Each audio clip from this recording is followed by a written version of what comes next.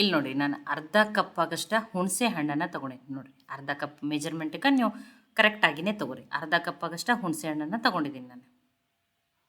ನೋಡಿ ಈಗ ಈ ಹುಣಸೆ ಹಣ್ಣನ್ನು ತೊಳೆದು ಬಿಟ್ಟು ತೊಗೋತೀನಿ ರೀ. ಇದರಲ್ಲಿ ಕಡ್ಡಿ ಅದು ಏನಾರ ಇದ್ರೂ ತೆಗೀರಿ ಅಥವಾ ಬೀಜವನ್ನಿದ್ರೂ ತೆಗೀರಿ. ನೋಡಿ ಒಂದ್ಸಲ ನೀರು ಹಾಕಿಬಿಟ್ಟು ಈ ಹುಣಸೆ ಹಣ್ಣನ್ನು ತೊಳೆದು ಬಿಟ್ಟು ತೊಗೋತೀನಿ ರೀ. ಈಗ ಈ ನೀರನ್ನು ತೆಗಿತೀನಿ ರೀ. ನೋಡಿ ಈಗ ನೀರನ್ನು ತೆಗೆದುಬಿಟ್ಟಿನಿ. ಈಗ 1 ಗ್ಲಾಸ್ ಆಗಷ್ಟ ನೀರನ್ನು ಹಾಕ್ತಾಯಿದ್ದೀನಿ ರೀ. ನೋಡಿ ಈ ಹುಣಸೆ ಹಣ್ಣು ಚೆಂದಾಗಿ ನೆನೆಲಿರಿ. ಒಂದು 15 ನಿಮಿಷ ಇದನ್ನು ತೆಗೆದು ಸೈಡಿಗೆ ಇಡ್ತೀನಿ ರೀ. ಇಲ್ಲಿ ನೋಡಿ ನಾನು ಒಂದು 3 ಬೌಲ್ ಆಗಷ್ಟ ಕರ್ಬೇವು ಸೊಪ್ಪನ್ನು ತೊಗೊಂಡಿದ್ದೀನಿ. ತುಂಬಾ ಫ್ರೆಶ್ ಆಗಿರೋ ಕರ್ಬೇವು ಸೊಪ್ಪು. ಇದು ಜವಾರಿ ಕರ್ಬೇವು ಸೊಪ್ಪು ರೀ. ಕೆಲವೊಬ್ರು ಇದನ್ನು ನಾಟಿ ಕರ್ಬೇವು ಸೊಪ್ಪು ಅಂತ ಕರೀತಾರೋ. ಕರ್ಬೇವು ಸೊಪ್ಪನ್ನು ಕೂದಲಿನ ಆರೋಗ್ಯಕ್ಕೆ ತುಂಬಾ ಒಳ್ಳೆಯದು ರೀ. ಮತ್ತು ದಿನಾಲೂ ಕರ್ಬೇವು ಸೊಪ್ಪು ಒಂದು 8 ಎಲೆ ತಿನ್ನೋದ್ರಿಂದನೂ ಐರನ್ ಡೆಫಿಷಿಯನ್ಸಿ ಬರೋದಿಲ್ಲ. ಮತ್ತು ನೀವೇನು ಡಾಕ್ಟರ್ ಏನಂತ ಹೇಳಿ ಕೇಳಕ್ಕೆ ಹೋಗಬೇಡ್ರಿ. ನೋಡಿ ಈಗ ಈ ಸೊಪ್ಪನ್ನು ಏನು ಮಾಡ್ಕೊಂಡಿದ್ದೀನಿ, ಕರಿಬೇವು ಸೊಪ್ಪನ್ನು ಆ ಕಡ್ಡಿಯನ್ನು ತೆಗೆದುಬಿಟ್ಟು ಸೋಸ್ಬಿಟ್ಟು ತೊಗೋತೀನಿ ರೀ ಇದನ್ನು. ನೋಡಿ ಈ ಕಡಾಯಿಗೆ ನಾನಿಲ್ಲಿ 1 ಸ್ಪೂನಾಗಷ್ಟು ಎಣ್ಣೆಯನ್ನು ಹಾಕ್ತಾಯಿದ್ದೀನಿ. ಆ ಕರಿಬೇವು ಸೊಪ್ಪನ್ನು ಎಲ್ಲನೂ ಸೋಸ್ಬಿಟ್ಟು ತೊಗೊಂಡಿದ್ದೀನಿ ರೀ. ನೋಡಿ ಒಂದು 3 ಕಪ್ ಆಗಷ್ಟು ಕರಿಬೇವು ಸೊಪ್ಪು ಅದ್ರಿ. ಈಗ ಈ ಕರಿಬೇವು ಸೊಪ್ಪನ್ನು ಲೋ ಫ್ಲೇಮ್ದಲ್ಲಿಟ್ಟನೆ ಆ ಎಣ್ಣೆಯಲ್ಲಿ ಹುರ್ಕೊಂಡು ತೊಗೋಬೇಕ್ರಿ. ಅಷ್ಟೇ, 1 ಸ್ಪೂನ್ ಎಣ್ಣೆ ಹಾಕಿರಿ. ಲೋ ಫ್ಲೇಮ್ದಲ್ಲಿ ಇಟ್ಟನೆ ಕರಿಬೇವು ಸೊಪ್ಪು ಕ್ರಿಸ್ಪಿ ಆಗೋವರೆಗೂ ಹುರಿಯಿರಿ. ನೀವು ಲೋ ಫ್ಲೇಮ್ದಲ್ಲಿ ಇಟ್ಟು ಹುರಿದ್ರೇ ಆ ಕರಿಬೇವು ಸೊಪ್ಪಿನ ಕಲರ್ ಚೇಂಜ್ ಆಗೋದಿಲ್ಲ ರೀ. ಹಾಗೆ ಹಸಿರಾಗಿಯೇ ಉಳಿದಿರ್ತದೆ ನೋಡಿರಿ. ಒಂದು 3ರಿಂದ 4 ನಿಮಿಷ ಆಗಷ್ಟು ಹುರ್ಕೊಂಡಿದ್ದೀನಿ ನಾನೀಗ. 4 ನಿಮಿಷ ಟೈಮ್ ತೊಗೊಂಡಿದ್ರಿ. ನಾನು ಗ್ಯಾಸನ್ನು ಆಫ್ ಮಾಡಿದ್ದೀನಿ. ನೋಡಿ ಲೋ ಫ್ಲೇಮ್ದಲ್ಲಿ ಇಟ್ಟು ಹುರಿದ್ರೆ ಅಷ್ಟೇ ಈ ರೀತಿ ಏನಾಗ್ತದೆ, ಹಸಿರಾಗಿಯೇ ಉಳಿತದೆ ರೀ. ಈಗ ಈ ಹುರಿದಿರ್ಬೇಕು ಕರಿಬೇವು ಸೊಪ್ಪನ್ನು ಸೈಡಿಗೆ ಇಡ್ತೀನಿ. ಈಗ ಇದು ಕಂಪ್ಲೀಟಾಗಿ ಆರಲಿ ರೀ. ಈಗ 15 ನಿಮಿಷ ಇಲ್ಲೂ ಆಗ್ಯದ್ರಿ. ಈ ಹುಣಸೆ ಹಣ್ಣನ್ನು ನೋಡಿ ಚೆನ್ನಾಗಿ ನೆನೆದು, ಇಲ್ಲ ನಿಮ್ಗೆ ಬೇಗನೆ ನೆನೆಸೋದಿತ್ತಂದ್ರೆ ನೀವು ಸ್ವಲ್ಪ ಬಿಸಿನೀರಲ್ಲಿ ನೆನೆ ಹಾಕ್ರಿ. ಆವಾಗ ಹುಣಸೆ ಹಣ್ಣು ಬೇಗನೆ ನೆನೀತದೆ. ನೋಡಿ ನೀಟಾಗಿ ಅದನ್ನೆಲ್ಲ ಏನು ಮಾಡೀನಿ, ನೀರಿನಲ್ಲಿ ಕಲಿಸ್ಬಿಟ್ಟು ಅಂದರೆ ಕಿವುಚ್ಬಿಟ್ಟು ತೊಗೊಂಡಿದ್ದೀನಿ ರೀ. ನೋಡಿ ಅದೆಲ್ಲ ಹುಣಸೆ ರಸ ಬಿಟ್ಟು ಈಗ ಇದನ್ನು ಸೋಸ್ಬಿಟ್ಟು ತೊಗೋತೀನಿ ರೀ ನಾನು. ನೋಡಿ ಮತ್ತು ಏನಾರು ಕಡ್ಡಿ ಅದು ಏನಾರು ಇರೋದಿರ್ತಲ್ಲ ಅದನ್ನು ಈ ರೀತಿ ನೀಟಾಗಿ ಸೋಸ್ಬಿಟ್ಟನೆ ತೊಗೋಬೇಕ್ರಿ. ನೋಡಿ 1 ಗ್ಲಾಸ್ ಆಗಷ್ಟು ನೀರನ್ನು ಹಾಕಿದ್ದೀರಿ ನಾನು ಆ ಹುಣಸೆ ಹಣ್ಣಲ್ಲಿ. ನೋಡಿ ಆ ಹುಣಸೆ ಹಣ್ಣಿನ ರಸ ಅಷ್ಟೇ ಬೇಕ್ರಿ ಅದಕ್ಕೆ. ನೋಡಿ ಹಾಗೇ ಕೈಲಿ ಇದು ಮಾಡಿಕೊಂಡ್ರೆ ಮತ್ತೆ ಏನು ಚಿಕ್ಕ ಚಿಕ್ಕ ಪೀಸ್ಗಳದು ಉಳಿದಿರ್ತಾವಲ್ಲ ಅವು ಬರ್ತಾವೆ. ಅದಕ್ಕೆ ಈ ರೀತಿ ನೀಟಾಗಿ ಇನ್ನೊಂದು ಅರ್ಧ ಕಪ್ ಆಗಷ್ಟು ನೀರನ್ನು ಹಾಕಿಬಿಟ್ಟು ಇದನ್ನೆಲ್ಲ ಏನು ಮಾಡಿದ್ದೀನಿ, ಚಾಣಿಸ್ಬಿಟ್ಟನೆ ತೊಗೊಂಡಿದ್ದೀನಿ ರೀ ನಾನು.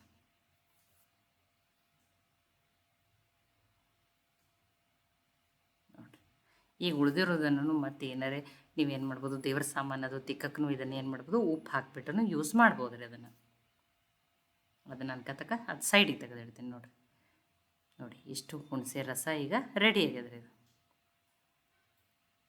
ಈಗ ನೋಡಿ ಅದೇ ಕಡಾಯಿಯಲ್ಲಿನ ಕರಿಬೇವು ಸೊಪ್ಪನ್ನು ಬೇರೆ ಪ್ಲೇಟಿಗೆ ಹಾಕ್ಕೊಂಡಿದ್ದೀನಿ ನಾನು. ಈಗ ಇದೇ ಕಡಾಯಿಗೆ ನಾನು ಆ ಹುಣಸೆ ರಸವನ್ನು ಹಾಕ್ತಾಯಿದ್ದೀನಿ ರೀ. ನೋಡಿ ಇದನ್ನು ನಾನು ಈಗ ಹೈ ಫ್ಲೇಮ್ದಲ್ಲಿ ಇಟ್ಟನೆ 5 ನಿಮಿಷ ಕುದಿಸ್ಬಿಟ್ಟು ತೊಗೋತೀನಿ ರೀ. ನೀವು ಟೈಮ್ ಹಚ್ಚಿನೇ ಕುದಿಸ್ರಿ. ಆದರೆ ಕುದ್ದಂಗೆ ಏನಾಗ್ತದೆ ರೀ, ಈ ಹುಣಸೆ ರಸನೂ ಗಟ್ಟಿ ಆಗ್ತದೆ. ನೋಡಿ ನಾನು 5ರಿಂದ 6 ನಿಮಿಷದ ಬರ್ದೀನಿ. ಆದರೆ 5 ನಿಮಿಷ ಹೈ ಫ್ಲೇಮ್ದಲ್ಲಿ ಇಟ್ಟನೆ ಕುದಿಸ್ಬಿಟ್ಟು ತೊಗೊಂಡೇನಿ ರೀ. ನೋಡಿ ಇದಕ್ಕಿಂತ ಕ್ವಾಂಟಿಟಿನೂ ಕಡಿಮೆ ಆಗಿದೆ ನೋಡಿರಿ. ಮತ್ತು ಕುದ್ದಂಗೆ ಏನಾಗಿರ್ತದೆ ರೀ, ಈ ಹುಣಸೆ ರಸ ಗಟ್ಟಿ ಆಗ್ತದೆ. ಮತ್ತು ಈಗಿನ ಬಿಸಿ ಇದ್ದಾಗ ರೀ ತೆಳಗೆ ಆರಿದ್ಮೇಲೆ ಇದಕ್ಕಿಂತ ಚೂರು ಗಟ್ಟಿನೇ ಅನ್ನಿಸ್ತದೆ ರೀ ಅದು. ನೋಡಿ 5 ನಿಮಿಷ ಆಗಿದೆ. ನಾನು ಗ್ಯಾಸನ್ನು ಆಫ್ ಮಾಡ್ಕೋತೀನಿ. ಈಗ ಈ ಹುಣಸೆ ರಸನ್ನು ಕಂಪ್ಲೀಟಾಗಿ ಆರಲಿ ರೀ, ಇದು ತುಂಬ ಬಿಸಿ ಅದು. ಈಗ ಮಿಕ್ಸಿ ಜಾರಿಗೆ ನೋಡಿರಿ ಅದನ್ನು ಈ ಪ್ಲೇಟಿಗೆ ಹಾಕ್ಕೊಂಡಿದ್ದೆ ಕರಿಬೇವು ಸೊಪ್ಪನ್ನು ಹಾಕ್ತಾಯಿದ್ದೀನಿ. ನೋಡಿ ನಾನಿಲ್ಲಿ 1/3 ಕಪ್ ಆಗಷ್ಟೇ ರೆಡ್ ಚಿಲ್ಲಿ ಪೌಡ್ರನ್ನ ಹಾಕ್ತಾಯಿದ್ದೀನಿ. ಖಾರ ನೀವು ನೋಡ್ಕೊಂಡು ಹಾಕೋರಿ. ಖಾರ ಹೆಚ್ಚು ಕಡಿಮೆನೂ ಆಗ್ಬೋದು. ಇಲ್ಲ ನಾವು ಕಡಿಮೆ ಖಾರ ತಿಂತೀವಿ ಅಂದರೆ 1 ಸ್ಪೂನ್ ಆಗಷ್ಟು ನೀವು ಕಡಿಮೆ ಹಾಕೋರಿ. ಒಂದು 2 ದೊಡ್ಡ ಸ್ಪೂನಿಂದ ಒಂದು 2 ಸ್ಪೂನ್ ಆಗಷ್ಟೇ ಹಾಕೋಬೋದು. ಈಗ ಹುಣಸೆ ರಸನೂ ಆರಿದ್ರಿ, ಅದನ್ನು ಹಾಕ್ತಾಯಿದ್ದೀನಿ. ನೋಡಿರಿ ಇದನ್ನು 3 ತಿಂಗಳವರೆಗೂ ಇಟ್ಕೊಂಡು ಒಟ್ಟ ಕೆಡಲಾರ್ದಂಗೆ ಸ್ಟೋರ್ ಮಾಡ್ಬೇಕಂದ್ರೆ ಈ ರೀತಿ ನೀಟಾಗಿ ಕುದಿಸ್ಬಿಟ್ಟೆ ತೊಗೋಬೇಕ್ರಿ. ನೋಡಿ ಹುಳಿ ಖಾರಕ್ಕೆ ತಕ್ಕಂತನೇ ನೀವು ಉಪ್ಪನ್ನು ನೋಡಿಬಿಟ್ಟು ಹಾಕೋರಿ. ನೋಡಿ ಅರ್ಧ ಕಪ್ ಆಗಷ್ಟೇ ಹುಣಸೆ ಹಣ್ಣನ್ನು ತೊಗೊಂಡಿದ್ದತ್ತೆ, ಅರ್ಧ ಕಪ್ ಆಗಷ್ಟೇ ಬೆಲ್ಲನ ತೊಗೊಂಡಿನಿ.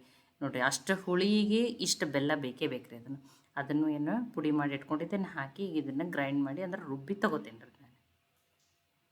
ನೋಡಿ ಕಲರ್ನು ನೋಡಿರಿ ಎಷ್ಟು ಚೆನ್ನಾಗಿ ಬಂದದ. ಖಾರ ನೀವು ಹೆಚ್ಚು ಕಡಿಮೆ ನೋಡಿ ಮಾಡ್ಕೊಳ್ಳಿ. ಒಬ್ಬರು ಜಾಸ್ತಿ ಖಾರ ಇಷ್ಟಪಡಲ್ಲ, ಆದರೆ ಇಷ್ಟು ಹುಳಿಗೆ ಖಾರಕ್ಕೆ ಅಷ್ಟು ಖಾರ ಬೇಕಂತ ಹೇಳಿ ನಾನು ಹಾಕೀನಿ ರೀ. ನೋಡಿ ಚೆನ್ನಾಗಿ ಗ್ರೈಂಡಾಗಿ ರೆಡಿ ಆಗ್ಯದ್ರಿ. ನೋಡಿರಿ ಈಗ ಒಗ್ಗರಣೆಯನ್ನು ಹಾಕೊಂಡ್ರಿ ಇದನ್ನು ಅನ್ಕತಕ್ಕ ಸೈಡಿಗೆ ಇಡ್ತೀನಿ. ಒಗ್ಗರಣೆಗೆ ನಾನಿಲ್ಲಿ 3 ಸ್ಪೂನ್ ಆಗಷ್ಟೇ ಎಣ್ಣೆಯನ್ನು ಹಾಕ್ತಾಯಿದ್ದೀನಿ. ಈ 3 ಸ್ಪೂನ್ ಅಂತೂ ಎಣ್ಣೆ ಬೇಕೇ ಬೇಕು. 1 ಸ್ಪೂನ್ ಆಗಷ್ಟೇ ಕಡಲೆಬೇಳೆ, 1 ಸ್ಪೂನ್ ಆಗಷ್ಟೇ ಉದ್ದಿನಬೇಳೆ, ನೋಡಿ ಒಂದು ಅರ್ಧ ಸ್ಪೂನ್ ಆಗ ಸಾಸಿವೆನ ಹಾಕ್ತಾಯಿದ್ದೀನಿ. ಇಲ್ಲಿ ಜೀರಿಗೆ ಏನು ಹಾಕ್ತಾಯಿಲ್ಲ, ಇನ್ನೊಂದು ಸ್ವಲ್ಪ ಕರಿಬೇವು ಸೊಪ್ಪು. ನೋಡಿ ಆ ಉದ್ದಿನಬೇಳೆ ಕಡಲೆಬೇಳೆ ಲೈಟ್ ಕೆಂಪು ಕಲರ್ ಆಗಲಿ ರೀ. ಇಲ್ಲಿ ಸ್ವಲ್ಪನೇ ಕಲರ್ ಚೇಂಜ್ ಆಗೈತೆ ಅನ್ನೋದ್ರಾಗ ಅದಕ್ಕೊಂದು ಸ್ವಲ್ಪ ನಾನು ಇಲ್ಲಿ ಶುಂಠಿಯನ್ನು ತುರಿದ್ಬಿಟ್ಟು ಹಾಕ್ತಾಯಿದ್ದೀನಿ. ಫ್ಲೇವರು ಟೇಸ್ಟು ತುಂಬಾ ಚೆನ್ನಾಗಿ ಬರ್ತದೆ ರೀ. ನೋಡಿ ಆ ಶುಂಠಿಯನ್ನು ಎಲ್ಲೋ ಫ್ಲೇಮ್ದಲ್ಲಿಟ್ಟೇ ಫ್ರೈ ಮಾಡ್ಕೊತೀನಿ ರೀ, ಇಲ್ಲಾಂದ್ರೆ ಏನಾಗ್ತದೆ ಆ ಶುಂಠಿನೂ ಬೇಗನೆ ತುರಿದು ಹಾಕಿರ್ತೀವಲ್ಲ ಸೀದ್ ಹೋಗ್ತದೆ. ಈಗ ಲೈಟ್ ಕೆಂಪಗಾಗ್ಯಾವ ನೋಡಿ ಉದ್ದಿನಬೇಳೆ ಕಡಲೆಬೇಳೆ. ಲೋ ಫ್ಲೇಮ್ದಲ್ಲಿಟ್ಟನೆ ಇಂಗನ್ನು ಹಾಕಿದ್ದೀನಿ ರೀ. ಇಂಗು ಟೇಸ್ಟೂ ಚೆನ್ನಾಗಿ ಬರ್ತದೆ, ಇಂಗು ಡೈಜೆಷನ್ಗೂ ತುಂಬಾ ಒಳ್ಳೇದು ರೀ. ಒಂದು 1/4 ಟೀ ಸ್ಪೂನ್ ಆಗಷ್ಟೇ ಅರಿಶಿಣನೂ ಹಾಕ್ತಾಯಿದ್ದೀನಿ. ನೋಡಿ ಎಣ್ಣೆಯಲ್ಲಿ ಹಾಕೋದ್ರಿಂದ ಕಲರ್ನು ತುಂಬಾ ಚೆನ್ನಾಗಿ ಬರ್ತದೆ. ನೋಡಿ ಎಲ್ಲನೂ ಫ್ರೈ ಆಗ್ಯಾವ. ಲೈಟಾಗಿ ಉದ್ದಿನಬೇಳೆ ಕಡಲೆಬೇಳೆ ಗೋಲ್ಡನ್ ಕಲರ್ನು ಆಗ್ಯಾವ್ರಿ.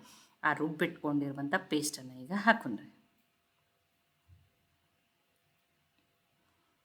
ನೋಡಿ ಈಗ ಇದನ್ನು ಎಣ್ಣೆ ಜೊತೆ ನೀಟಾಗಿ ಮಿಕ್ಸ್ ಮಾಡೋಣ್ರಿ. ನೋಡಿ ಇಲ್ಲ ನಿಮಗೆ ಉಪ್ಪು ಕಡಿಮೆ ಅನ್ಸಕತ್ತಿತ್ತಂದ್ರೆ ನೀವು ಇನ್ನೊಂದು ಸ್ವಲ್ಪ ಟೇಸ್ಟ್ ಮಾಡಿಬಿಟ್ಟು ಉಪ್ಪನ್ನು ಹಾಕೋರಿ. ನೋಡಿ ಅವಾಗ ಇದು ಬೆಲ್ಲ ಏನಾಗ್ತದೆ ಬಿಸಿ ಆಗದಂಗೆ ಕರಗ್ಲತ್ತದ ನೋಡಿರಿ.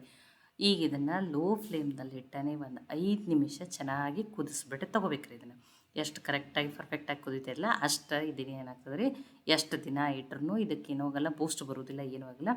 ಸ್ಟೋರ್ ಮಾಡಿಟ್ಕೊಂಡು ನೀವು ಹೊರಗಡೆನೇ ಸ್ಟೋರ್ ಮಾಡಿಟ್ಕೊಂಡು ಯೂಸ್ ಮಾಡ್ಬೋದು ರೀ. ನೋಡಿ ಈಗ ನಾನು ಒಂದು 6 ನಿಮಿಷ ಆಗಷ್ಟು ಕುದಿಸ್ಕೊಂಡಿದ್ದೀನಿ. ನೋಡಿ ಗ್ಯಾಸನ್ನು ಆಫ್ ಮಾಡೀನಿ. ತುಂಬಾ ಬಿಸಿ ಇದೆ, ಒಂದು ಸ್ವಲ್ಪ ಆರಲಿ ರೀ ಇದನ್ನು. ನೋಡಿ ಈಗ ಸ್ವಲ್ಪ ಅರಿದ್ರೆ ಇನ್ನೊಂದು ಚೂರು ಲೈಟಾಗಿ ಬಿಸಿ ಇದೆ. ನೋಡಿ ಬಿಸಿ ಬಿಸಿ ಟೇಸ್ಟಿಯಾಗಿರುವಂಥ ಕರಿಬೇವಿನ ಚಟ್ನಿ ರೆಡಿ ಆಗ್ಯದ್ರಿ. ಇದು ಬಿಸಿ ರೊಟ್ಟಿ, ಬಿಸಿ ಚಪಾತಿ ಮತ್ತು ಅನ್ನಕ್ಕೆ ಮತ್ತು ದೋಸೆಗೂ ಇದನ್ನು ಚಟ್ನಿಯನ್ನು ಹಾಕೋಬೋದು. ನೀವು ಅನ್ನಕ್ಕೆ ಈ ಚಟ್ನಿ ತುಪ್ಪನ ಹಾಕ್ಕೊಂಡು ತಿಂದ್ರಂತೂ ಟೇಸ್ಟ್ ತುಂಬಾ ಚೆನ್ನಾಗಿರ್ತದೆ ರೀ. ಅಥವಾ ನೀವು ಕರಿಬೇವಿನ ಸೊಪ್ಪಿನ ಮತ್ತು ಏನಾರ ಚಟ್ನಿ ಪುಡಿ ಅದು ಮಾಡ್ತೀರ ಅಂತ ಹೇಳಿ ನನಗೆ ಕಮೆಂಟ್ ಮಾಡಿ ತಿಳಿಸ್ರಿ. ಮತ್ತು ನಿಮ್ಮ ಮಕ್ಕಳೆಲ್ಲೋ ಸ್ಕೂಲು ಕಾಲೇಜಿಗೆ ಹೊರಗೆ ಕಲಿಯಾಕಿದ್ರಂದ್ರೆ ಈ ರೀತಿ ಹೆಲ್ದಿ ಮತ್ತು ಟೇಸ್ಟಿಯಾಗಿರುವಂಥ ಕರಿಬೇವು ಸೊಪ್ಪಿನ ಚಟ್ನಿಯನ್ನು ಮಾಡಿ ಅವ್ರಿಗೆ ಕಳಿಸ್ರಿ. ನೋಡಿ ಈ ರೆಸಿಪಿ ನಿಮಗೆ ಇಷ್ಟ ಆಗಿದ್ರೆ ನಿಮ್ಮ ಫ್ರೆಂಡ್ಸು ಫ್ಯಾಮಿಲಿ ಮೆಂಬರ್ಸ್ ಜೊತೆ ಶೇರ್ ಮಾಡಿರಿ.